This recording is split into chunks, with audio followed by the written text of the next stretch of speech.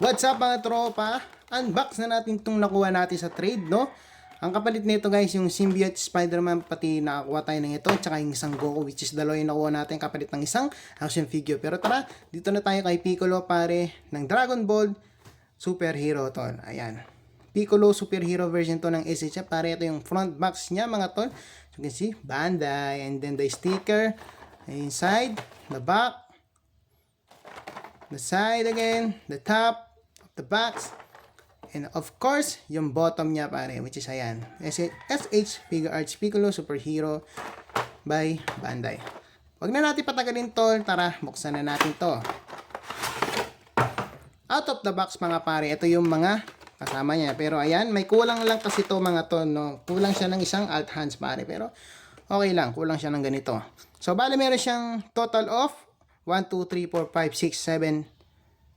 Ayan, meron siyang 7 alt hands pare, pero yung sa atin is naging 6 na lang kasi nga kulang ng ganito. And also, meron siyang alt heads pare na kasama, ayan, dalawang alt heads, bali tatlo kasama to, ayan. Yung version nila is ito, shouting mga tropa, and then ito parang nakangisi, no? And then ito yung parang nakismirking face pare. And ayan, grabe, ang ganda ng details mga to. So tara, tignan na natin yung kanyang articulation. Ito na siya mga tropa, tingnan muna natin yung kanyang details. Ayan, as you can see, ang ganda ng details niya mga tol, no? Grabe yung mga guhit-guhit niya dito pre, oh. Grabe ang details yan. Pero tara, dito na tayo sa kanyang articulation mga tropa. Unahin na natin ang kanyang ulo. Yun. Smooth naman yung kanyang left to right. Naaangat ba? Naaangat pare. Ganda ng pag-angat ng kanyang ulo tol. And then, syempre kung naaangat, nayuyuko yan. Ingat lang kayo dito sa mga parang tenga niya, antena niya, no? Medyo fragile yan, madaling maputol yan for sure. And also, dito na tayo sa kamay par. At yung range ng kanyang kamay. Wow, medyo malayo ah. As you can see, okay na okay yung range, front range ng kanyang kamay par. Malayo-layo din yung kaya niya tol ah. Maganda yung range niya tol. Dito naman tayo sa back range pare, mid lang, mid. Walang gaanong range doon. Ikot na natin yan. Ayan, smooth naman yung pag-ikot pare. Meron siyang bicep swivel. Ayan. Ang ganda ng kanyang pagkakaano dito. And also, ayan, smooth lang din yung kanyang kamay. Ayan. Dito naman tayo sa kanyang ab crunch, which is ayan. Left to right pare, okay na okay.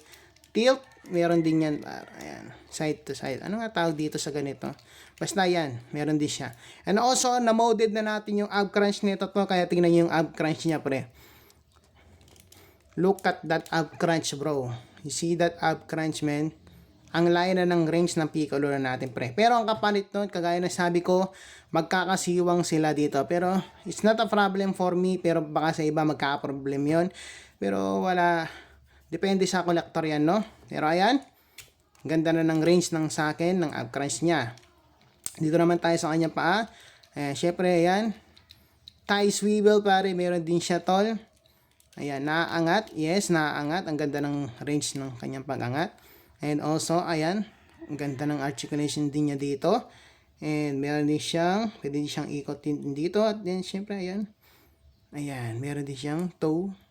Ano? Toe fit ba to? Basta, ayan. Ang ganda.